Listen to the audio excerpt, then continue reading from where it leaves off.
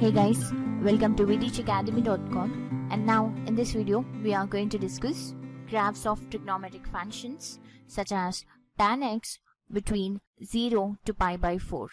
So in order to draw a graph on this function, let us write an equation first. So here we get y equal to tan x in the interval 0 to pi by 4.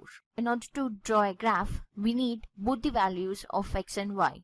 So now let us find the values of y for the different values of x which are between 0 to pi by 4 in a table. So here there is a table, and first let us write the values of x from 0 to pi by 4. So here we get 0 degrees, then we have 30 degrees, that is pi by 6, and then the next term will be pi by 4 itself. And now let us find the value of y for y equal to tan x. And then substituting the value of x in the equation, we get tan 0. So the value for tan 0 degrees is 0. And then the next radian is 30 degrees. So substituting 30 degrees in the equation, we get tan 30 degrees.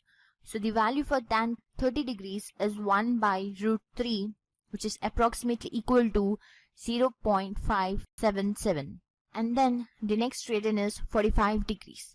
So the value for tan 45 degrees is 1. So here we get 1. And now let us plot these points in a coordinate plane. So here this is a coordinate plane where the vertical line is y-axis and the horizontal line is x-axis. And here it is the origin where x-axis and y-axis intersect. And now let us write the values of y on y-axis. So here we have the values in an order that is 0 and then 0.5 and then 1. Let us plot the scale on x-axis by writing the values of x. So here we get pi by 6 and the next radian is pi by 4. And now let us plot the points in the coordinate plane. So here for the value of x, the value of y is 0. That is nothing but the origin. So we get a point here on the origin. And then for the value of x, which is pi by 6, the value of y is 0.5. So here we get a point where 0.5 and pi by 6 meets.